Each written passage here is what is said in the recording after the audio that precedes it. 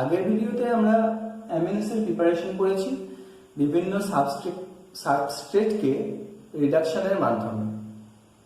তো এই ভিডিওতে আমরা অ্যামিনোসের প্রিপারেশন করব হফম্যান ব্রোমামাইড ডিগ্রেডেশন প্রসেসের মাধ্যমে।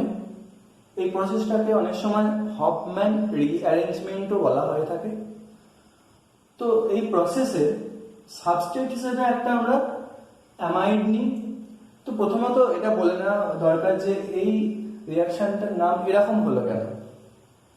হফম্যান হচ্ছে সায়েন্টিস্টের নাম অনুযায়ী বা কেমিস্টের নাম অনুযায়ী হফম্যান ব্রোমামাইড, মানে এই যে ওয়ার্ডটা আছে এটাকে ভাঙা হয় ব্রোমো যুক্ত অ্যামাইড, অর্থাৎ এখানে ব্রোমিন ইউজ করছি রিএজেন্ট হিসেবে এবং অ্যামাইড ইউজ করছি সাবস্ট্রেট হিসেবে। আর ডিগ্রেডেশনের ক্ষেত্রে কি হয়, এখানে যেটা দেখা যায় রিঅ্যাক্ট্যান্টের ক্ষেত্রে ঠিক যত সংখ্যক কার্বন পরমাণু থাকে প্রোডাক্টের ক্ষেত্রে তার চেয়ে একটা কম কার্বন পরমাণু যুক্ত একটা প্রোডাক্ট আমরা পাই। তো এখানে দেখলাম যে সাবস্ট্রেট হিসেবে অ্যামাইড নিই, এটা হচ্ছে সাবস্ট্রেট অ্যামাইড। রিএজেন্ট হিসেবে Br2 ও KOH নিই, Br2 আর KOH নেওয়া হয়েছে। তো এটা KOBr অ্যাকচুয়ালি মানে মিডিয়ামে Br2 এবং KOH একসাথে রিয়াক্ট করে KOBr তৈরি করে, বা এক্ষেত্রে আমি Br2 বা NaOH নেওয়া যেতে পারে এবং এরা রিয়াকশন মিডিয়ামে NaOBr অর্থাৎ সোডিয়াম হাইপোব্রোমাইড তৈরি করে, এরাও রিয়াকশনটা স্টার্ট করতে পারে। তো যাই হোক, আমরা অ্যামাইড নিচ্ছি এবং ব্রোমিন নিচ্ছি, সেজন্য ব্রোমামাইড। এবং দেখা যাচ্ছে একটা অ্যামাইড থেকে আমরা প্রাইমারি অ্যামিন পাচ্ছি প্রোডাক্ট হিসেবে। তো যেটা দেখা যাচ্ছে এখানে এই পার্টিকুলার এই যে সিও গ্রুপটা, সেই সিও গ্রুপটা বেরিয়ে যাচ্ছে, সেটা দিয়ে কার্বনেট তৈরি করছে এবং এখানে যেটা দেখা যাচ্ছে এই NH2 এই নাইট্রোজেনটা ডিরেক্টলি এই আর গ্রুপের সঙ্গে অ্যাটাচড হয়ে যাচ্ছে, অর্থাৎ এই কার্বন পরমাণুটা কমে গেছে, অর্থাৎ ডিগ্রেড করেছে। মানে মেন যে সাবস্ট্রেট থেকে মেন প্রোডাক্টে যদি দেখি তাহলে মেন সাবস্ট্রেটে ঠিক যতগুলো কার্বন পরমাণু ছিল মেন প্রোডাক্টে তার চেয়ে একটা কম কার্বন পরমাণু আছে, তাই এখানে ডিগ্রেডেশন কথাটা বলা হচ্ছে। তো এখানে এই পার্টিকুলার রিয়াকশনের মেকানিজম দেখতে গেলে দেখতে পাবো এখানে কিন্তু রিঅ্যারেঞ্জমেন্ট ঘটছে, মেকানিজমে দেখতে গেলেই আমরা এটা দেখতে পাবো। তো সেই জন্য অনেক সময় এটাকে হফম্যান রিঅ্যারেঞ্জমেন্ট বলেও বলা হয় এই রিয়াকশনটাকে। তো এক্ষেত্রে যেটা দেখা যাচ্ছে কি, আমরা অ্যামাইড নিয়েছি এবং এখানে একটা কথা অবশ্যই মনে রাখতে হবে যে এই যে ব্রোমিনটা নেব সেটা সবসময় 1 ইউনিটই নেব, 1 ইউনিটের এক্সেস আমি ব্রোমিন ইউজ করব না এই প্রসেসের ক্ষেত্রে। আর 4 মোল আমরা KOH নিলে বা NaOH নেওয়া যেতে পারে, নিলে কি হবে প্রোডাক্ট হিসেবে প্রাইমারি অ্যামিন পাবো, K2CO3 পাবো, KBr পাবো এবং জল পাবো। তো এই মেকানিজমটা এবার আমরা দেখবো এই প্রসেসের ক্ষেত্রে। তো এবার মেকানিজম আমরা দেখব। তো অ্যামাইডের ক্ষেত্রে প্রথমে আমি সাবস্ট্রেট কনসিডার করলে অ্যামাইডের স্ট্রাকচার হচ্ছে ঠিক RC≡ONH2। তো আমি হাইড্রোজেনগুলো এভাবে লিখতে পারি। আর এই হাইড্রোজেনগুলো ইলেকট্রোনেগেটিভ নাইট্রোজেনের সঙ্গে অ্যাটাচড আছে এবং এই নাইট্রোজেনটা ইলেকট্রোনেগেটিভ কার্বনিল গ্রুপের সঙ্গে অ্যাটাচড আছে, তাই এই হাইড্রোজেনগুলো কিন্তু অ্যাসিডিক ইন নেচার। তাই যখন বেসিক মিডিয়াম দেওয়া হবে অর্থাৎ NaOH বা KOH দেওয়া হবে তখন OH- এই অ্যাসিডিক প্রোটনকে অ্যাকসেপ্ট করবে এবং এই যে বন্ড পেয়ার ইলেকট্রনটা সেটা পোলারাইজ করবে নাইট্রোজেনের মাথায়। তার ফলে যেটা তৈরি হবে কি RC, অর্থাৎ এক্ষেত্রে আমরা জল বার করে দেব,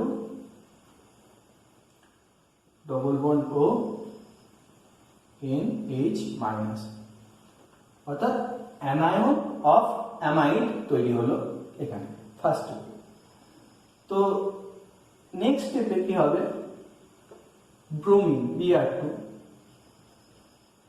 এই যে বন্ডটা কিন্তু নন পোলার, কিন্তু এই ব্রোমিন যখন এই অ্যানায়ন অফ অ্যামাইডের কাছাকাছি আসবে তখন এই ব্রোমিনের মধ্যে একটা ডাইপোল ইনডিউসড হবে। তো ডাইপোল ইনডিউসড হবে, একটা পার্ট হয়ে যাবে পজিটিভ পার্ট, একটা হয়ে যাবে নেগেটিভ পার্ট। তো এখানে এই যে পার্টিকুলার অ্যানায়নিক সাইটটা এখানে নিউক্লিওফাইল হিসেবে কাজ করবে এবং এই পজিটিভ পার্টটা ইলেকট্রোফাইল হিসেবে কাজ করবে এবং নিউক্লিওফাইলটা এই পার্টিকুলার ইলেকট্রোফিলিক পার্টটাকে অ্যাটাক করবে এবং এই পার্টটা লিভিং গ্রুপ হিসেবে বেরিয়ে চলে যাবে, অর্থাৎ ব্রোমাইড আয়ন হয়ে বেরিয়ে চলে যাবে, মাইনাস ব্রোমাইড। তো যেটা তৈরি হলো R C double bond O N H DR, অর্থাৎ এটা হচ্ছে এন ব্রোমো অ্যামাইড। তো এটা হলো N bromo amide, N bromo amide. এখন যেহেতু মিডিয়ামটা বেসিক তাই এখানে আরও ওএইচ মাইনাস আছে, নেওয়া হয়েছিল 4 মোল কেওএইচ নেওয়া হয়েছিল বা এনওএইচ নেওয়া হতে পারে। সেক্ষেত্রে কি দেখা যাচ্ছে এই প্রোটনটা কিন্তু অ্যাসিডিক, এখনো অ্যাসিডিক এবং এর অ্যাসিডিটি আরো বাড়ছে, কারণ কি এখানে ইলেকট্রোনেগেটিভ ব্রোমিন অ্যাটম এখানে অ্যাটাচ হয়েছে। তো এখানে যেটা দেখা যাচ্ছে অ্যাসিডিক হওয়ার জন্য এই প্রোটনটাকে অ্যাবস্ট্রাক্ট করবে এই OH এবং জল হয়ে বেরিয়ে চলে যাবে। তো যেটা তৈরি হবে R C double bond O N minus DR, অর্থাৎ anion of N bromo amide তৈরি হলো। তো এখন এই যে নেগেটিভ চার্জটা, এই নেগেটিভ চার্জটা কি করবে? নেগেটিভ চার্জটা এই কার্বনিল গ্রুপের সঙ্গে কনজুগেশনে থাকবে।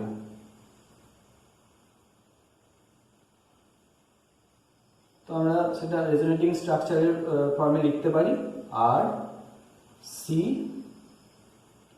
ও minus double bond N BR, এইভাবে লেখা যেতে পারে। তো এখানে এটা দেখা যাবে আবার যখন এটা ব্যাক করবে এবং এই ডাবল বন্ডটা এখানে নাইট্রোজেনের মাথায় পোলারাইজ করবে এবং ব্রোমিন খুলে বেরিয়ে চলে যাবে, অর্থাৎ ব্রোমাইড আয়ন হিসেবে বেরিয়ে চলে যাবে মাইনাস বিআর মাইনাস।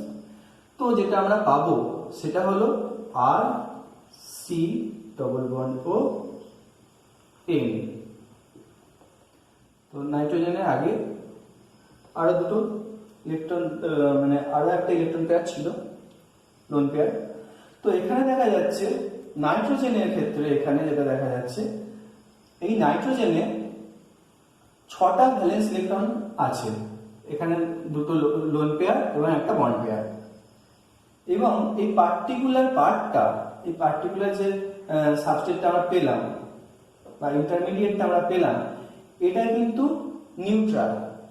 তো আমরা যদি এর কার্বন অ্যানালগাস দেখি তাহলে সেটা হবে কার্বিন, অর্থাৎ কার্বিনের ক্ষেত্রে কার্বনে 6টা ভ্যালেন্স ইলেকট্রন থাকবে এবং ওই সিস্টেমটা নিউট্রাল হবে। তো এটা হচ্ছে একটা কার্বনের অ্যানালগাস, যেটা হচ্ছে নাইট্রোজেন, মানে এটাকে বলা হবে নাইট্রিন। তো এটার নাম হবে অ্যাসাইল নাইট্রিন। এটা অ্যাকচুয়ালি কার্বনের অ্যানালগাস। তো এক্ষেত্রে যেটা দেখা যাবে এই অ্যাসাইল নাইট্রিন কিন্তু এই নাইট্রোজেনটা কিন্তু ভ্যাকেন্ট, অর্থাৎ ইলেকট্রন ডেফিসিয়েন্ট স্পিসিস। তো এখানে কি করবে? ইলেকট্রন ডেফিসিয়েন্ট স্পিসিসটা মানে ইলেকট্রন গ্রহণ করতে চাইবে। তো কিরকম ভাবে গ্রহণ করবে? এখান থেকে এই আর গ্রুপটা কিন্তু এই বন্ড পেয়ার ইলেকট্রনটা নিয়ে শিফট করবে নাইট্রোজেনের কাছে এবং এই লোন পেয়ারটা এখানে শিফট করে যাবে। তো এইটা যেটা হচ্ছে সেটা হচ্ছে slow step of the reaction. ঠিক আছে, এটা হচ্ছে স্লো স্টেপ। তো এই পার্টিকুলার স্টেপে কি হচ্ছে, এখানে দেখা যাচ্ছে আর নাইট্রোজেনের সঙ্গে বন্ড ফর্ম করলো এবং তারপর একটা ডবল বন্ড তৈরি হলো এবং সি ডবল বন্ড ও। এই এই সাবস্ট্রেটটা তৈরি হলো বা ইন্টারমিডিয়েটটা তৈরি হলো, এটার নাম হচ্ছে অ্যালকাইল আইসোসায়ানেট। তো এক্ষেত্রে যেটা দেখা যায়, অ্যালকাইল আইসোসায়ানেট যেটা তৈরি হলো, সেখানে এবার এটা হচ্ছে main intermediate for this process. আর এই নাইট্রিন অ্যাসাইল নাইট্রিন একটা গুরুত্বপূর্ণ ইন্টারমিডিয়েট। তো এখানে যদি আমি হাইড্রোলিসিস করি বা জল দিই, সেক্ষেত্রে কি হবে, এই পার্টিকুলার এই কার্বনটায় অ্যাটাক করবে লোন পেয়ার দিয়ে, অর্থাৎ কার্বন এখানে electrophilic centre delta positive charge এবং এর দুপাশে দুটো ইলেকট্রোনেগেটিভ এলিমেন্ট যুক্ত আছে, তাই কার্বন এখানে ডেল্টা পজিটিভ চার্জ অ্যারাইজ করছে এবং নিউক্লিওফাইল ইলেকট্রোফিলিক সেন্টারে অ্যাটাক করছে। তাহলে যখন অ্যাটাক করলো তখন এই বন্ডটা খুলে গেল এবং খুলে যাওয়ার পর আবার যখন ব্যাক করলো তখন এই বন্ডটা খুলে গিয়ে শিফট করলো নাইট্রোজেনের মাথায়। তো যেটা হলো R N minus C double bond O O H H plus. তো এটা হওয়ার জন্য কি হচ্ছে, অক্সিজেনের ইলেকট্রোনেগেটিভিটি বেড়ে গেল এবং এই বন্ড পেয়ারটা নিজের দিকে টেনে নিল এবং নাইট্রোজেন এই নেগেটিভ চার্জ দিয়ে এই পার্টিকুলার হাইড্রোজেনকে নিয়ে নিল।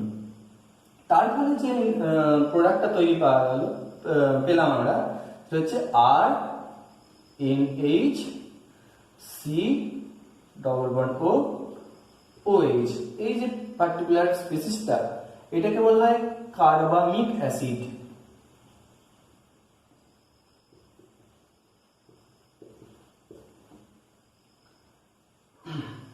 তো এবার যেটা দেখা যায়, এখানে কি হয়, এই বন্ডটা পোলারাইজ করে এখানে এবং এই স্পিসিসটা অর্থাৎ এই সিএন বন্ডটা ব্রেক করে এবং এই যে বন্ড পেয়ার ইলেকট্রনটা নাইট্রোজেনের মাথায় পোলারাইজ করে।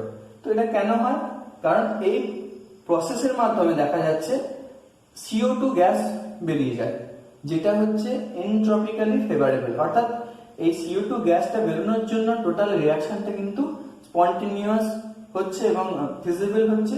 সেই জন্য এই প্রসেসটা, এই স্টেপটা হচ্ছে, অর্থাৎ কার্বামিক অ্যাসিডটা ডিকম্পোজ করে দিয়ে কি তৈরি হয়, CO2 তৈরি করে, CO2 তৈরি করলো।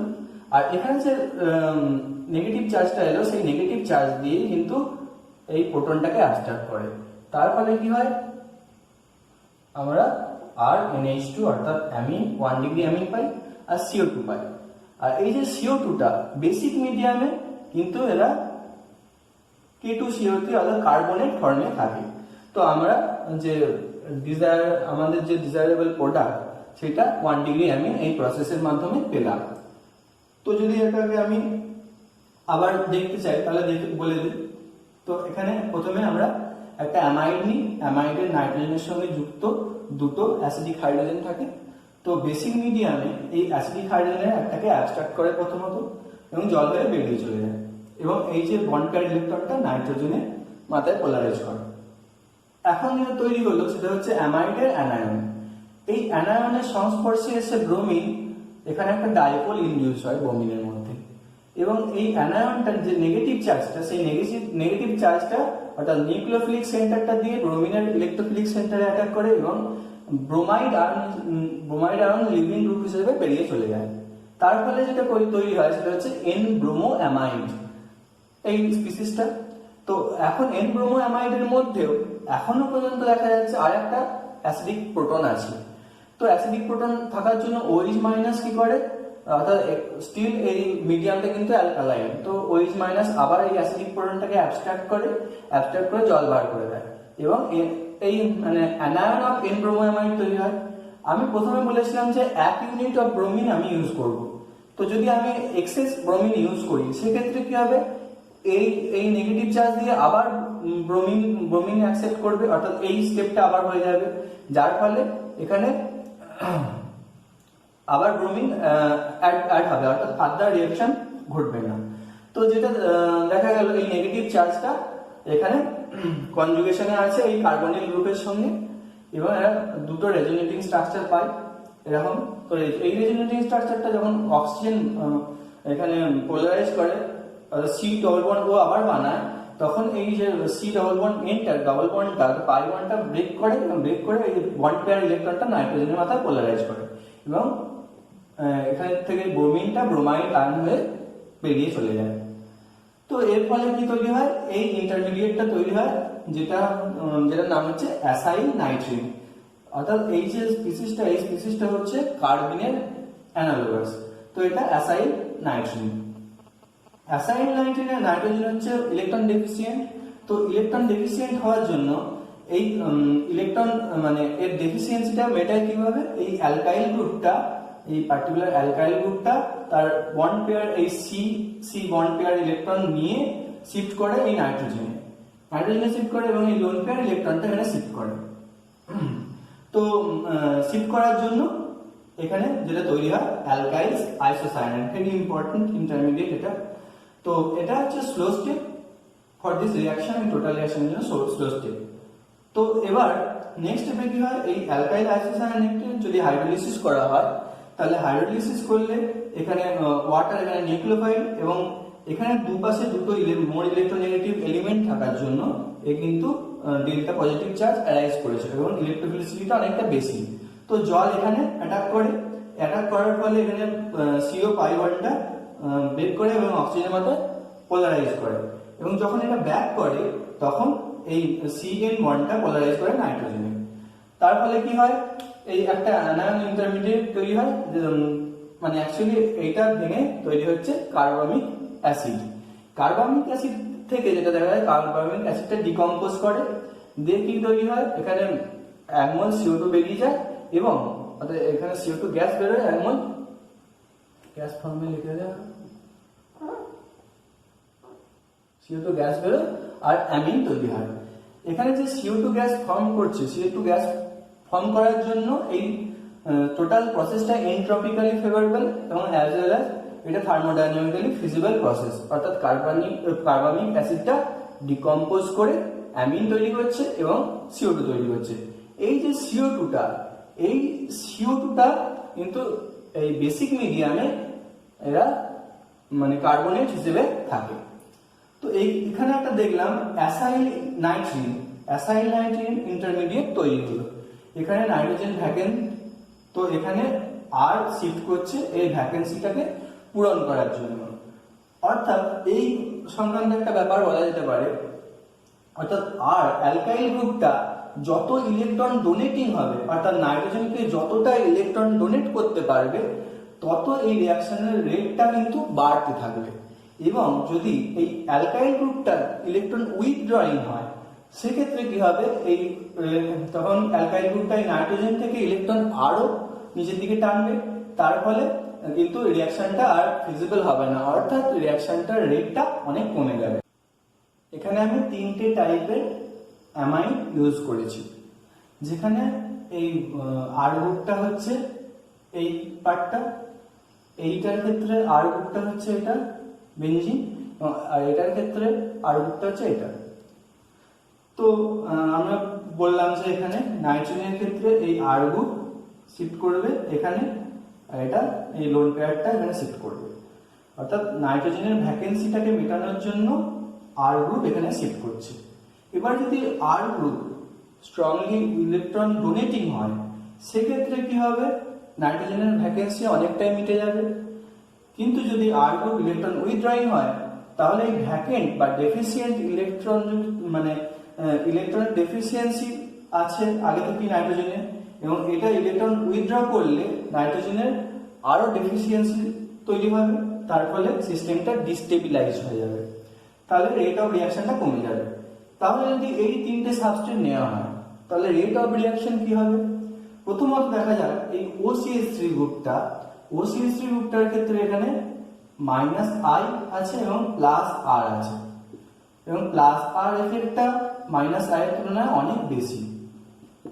তো প্যারা পজিশন থেকে এই অ্যামাইড গ্রুপটার প্যারা পজিশন থেকে কিন্তু স্ট্রংলি +R অপারেট করছে, অর্থাৎ এই সিস্টেমটা হয়ে যাচ্ছে electron donating system, electron donating part, এই পার্টটা। তো এই পার্টটা যখন শিফট করবে এই নাইট্রোজেন ইন্টারমিডিয়েটে, তখন কিন্তু এই সিস্টেমটাকে স্টেবিলাইজ করবে। তার ফলে কি হবে, তার ফলে রিয়াকশনটা কিন্তু আরো ফাস্টার রেটে ঘটবে। এটার ক্ষেত্রে সেরকম কোনো ডিস্টেবিলাইজিং এফেক্ট নেই, শুধুমাত্র ফিনাইল গ্রুপটা ছাড়া। আর এক্ষেত্রে দেখা যাচ্ছে NO2 গ্রুপের ক্ষেত্রে দুটি মাইনাস আই আছে আর মাইনাস আর আছে, এবং মাইনাস আরটা অনেক বেশি মাইনাস আই এর চেয়ে। তো এখানে মাইনাস আর এর মাধ্যমে ইলেকট্রন উইথড্র করবে। ইলেকট্রন উইথড্র করলে কি হবে, এই যে আর গ্রুপটা শিফট করছিল নাইট্রোজেনে ইলেকট্রন ভ্যাকেন্সিটাকে পূরণ করার জন্য, এ যদি শিফট করে তাহলে পূরণ করার পরিবর্তে নাইট্রোজেন থেকে আরো ইলেকট্রন ডেনসিটি নিজের দিকে টেনে নেবে। তার ফলে এই অ্যাসাইল নাইট্রোজেন এই যে সিস্টেমটা কিন্তু আরো ডিস্টেবিলাইজ হয়ে যাবে। তার ফলে কি হবে, রিঅ্যাকশনের রেটটা অনেক কমে যাবে। তাহলে এই তিনটে সাবস্ট্রেটের ক্ষেত্রে আমরা যদি দেখি, তাহলে রেটের যে অর্ডারটা হবে, এর সবচেয়ে বেশি হবে রেটটা, তারপর তারপর মানে এই অর্ডারে রিঅ্যাকশনের রেটটা হবে। অর্থাৎ যদি আমি যে আর গ্রুপটা নিয়েছি এই অ্যামাইডের ক্ষেত্রে যে আর গ্রুপটা নিয়েছি সেটা যদি ইলেকট্রন ডোনেটিং হয়, তবে রিঅ্যাকশনটার রেট আরো বাড়বে, এবং যদি ইলেকট্রন উইথড্রয়িং হয় রিঅ্যাকশনটার রেট কমতে থাকবে। যাই হোক, এবার আরো কিছু এক্সাম্পল আমরা দেখব। তো প্রথমে যে এটা নেওয়া হয়েছে, অ্যামাইড নেওয়া হয়েছে, এটা সেই অ্যামাইডে ব্রোমিন আর কেওএইচ দেওয়া হয়েছে বা কেওবিআর দেওয়া হয়েছে। তো সেক্ষেত্রে যে প্রোডাক্টটা পাবো সেটা হবে 1 ডিগ্রি CH3NH2। এই প্রোডাক্টটা আমাদের মেন প্রোডাক্ট এটা। তো এক্ষেত্রে কি করা হয়েছে, সিম্পলি CO গ্রুপটাকে বের করে দেওয়া হয়েছে এবং N এবং C এর মধ্যে লিঙ্কেজ তৈরি করে দেওয়া হয়েছে। তো এই অ্যামিন আমরা পেয়েছি। তো এবার যদি বলে যে এই পার্টিকুলার রিঅ্যাকশনের ক্ষেত্রে যে ইন্টারমিডিয়েট সেটা কি, তো প্রথমত আমাদের যে মেন ইন্টারমিডিয়েট এই রিঅ্যাকশনের ক্ষেত্রে সেটা হচ্ছে অ্যালকাইল আইসোসায়ানেট। সেই এটাই হবে মিথাইল আইসোসায়ানেট হচ্ছে মেন ইন্টারমিডিয়েট।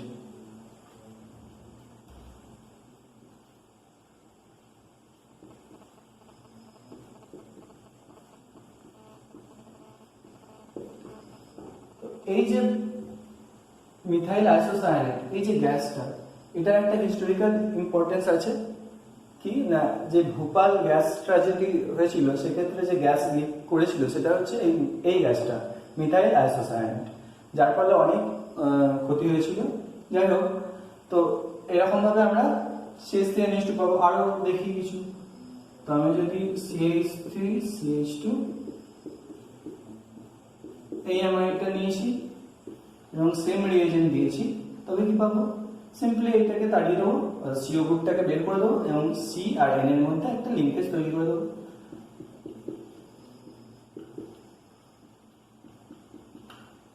এই প্রোডাক্টটা পাবো।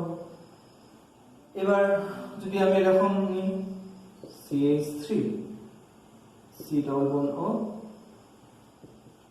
এই অ্যামিডটা নিয়েছি, অ্যামাইডটা নিয়েছি প্লাস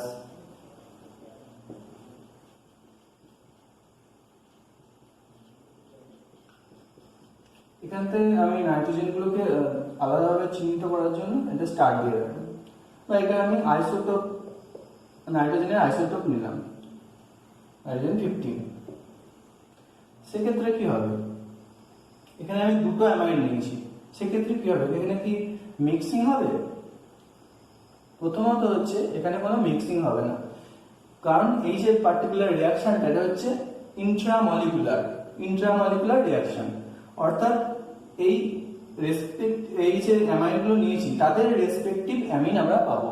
অর্থাৎ এখান থেকে যেটা পাবো CH3NH2, এখান থেকে আমি CO কার্বনিল গ্রুপটাকে বের করে দেবো এবং CN লিঙ্কেজ করে দেবো, তার ফলে এই অ্যামিন পাবো 1 ডিগ্রি।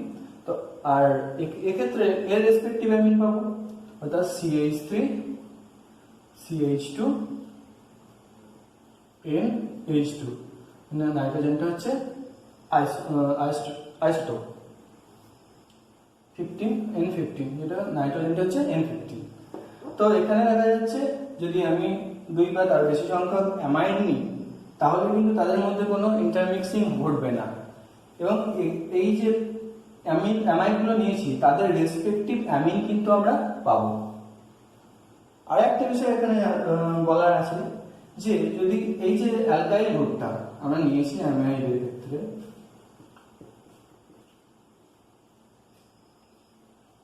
যদি এই যে অ্যালকাইল গ্রুপটা এরা কাইরাল হয়, অর্থাৎ অ্যালকাইল গ্রুপের সঙ্গে যুক্ত গ্রুপগুলো যদি ডিফারেন্ট হয়, 4টে গ্রুপই যদি ডিফারেন্ট হয়, সেক্ষেত্রে কি হবে, যদি এদের যে কনফিগারেশন সেটা আর হতে পারে, আবার এস হতে পারে, আর অথবা এস হবে, তাহলে প্রোডাক্টের যে মানে যে অ্যামিন তৈরি হবে সেক্ষেত্রেও কিন্তু এদের কনফিগারেশনটা কিন্তু রিটেন অবস্থায় থাকবে, অর্থাৎ কনফিগারেশনে কোনো চেঞ্জ হবে না, অর্থাৎ যেটা হবে সি আর ড্যাশ ডাবল ড্যাশ আর, অর্থাৎ এখানে যদি এই রিঅ্যাক্ট্যান্টের ক্ষেত্রে এর কনফিগারেশনটা আর হয় তবে প্রোডাক্টের ক্ষেত্রেও এর কনফিগারেশন আর হবে, এবং এর ক্ষেত্রে যদি এস হয় তাহলে প্রোডাক্টের ক্ষেত্রে কিন্তু এর কনফিগারেশন এস হবে। তো এই হলো হফম্যান ব্রোমামাইড ডিগ্রেডেশন প্রসেস, যার মাধ্যমে আমরা অ্যামাইড থেকে ব্রোমিন এবং ব্রোমিনকে বেসিক মিডিয়ামে নিয়ে 1 ডিগ্রি অ্যামিন তৈরি করলাম, যেখানে মিথাইল আইসোসায়ানেট বা অ্যালকাইল আইসোসায়ানেট আমরা মেন ইন্টারমিডিয়েট হিসেবে পেয়েছি। তাছাড়াও ওখানে আমি এন ব্রোমো অ্যামাইড পেয়েছি ইন্টারমিডিয়েট হিসেবে, এবং নাইট্রিন অ্যাসাইল নাইট্রিন পেয়েছি ইন্টারমিডিয়েট হিসেবে। অনেক সময় পরীক্ষার সময় পড়ে যে এই হফম্যান ব্রোমামাইড ডিগ্রেডেশনের ক্ষেত্রে আমরা কি কি ইন্টারমিডিয়েট পাই। তো প্রথমত এন ব্রোমো অ্যামাইড পাই, তার সঙ্গে নাইট্রিন পাই, তার সঙ্গে আইসোসায়ানেট পাই। তো মেনলি আইসোসায়ানেট হচ্ছে এখানে মেন প্রোডাক্ট, মেন ইন্টারমিডিয়েট। তো আপাতত এই ভিডিও এই পর্যন্তই। নেক্সট ভিডিওতে আমরা অ্যামিনসের আর একটা প্রিপারেশন মেথড কার্টিয়াস রিঅ্যারেঞ্জমেন্ট বা কার্টিয়াস রিয়াকশন সম্পর্কে আলোচনা করব।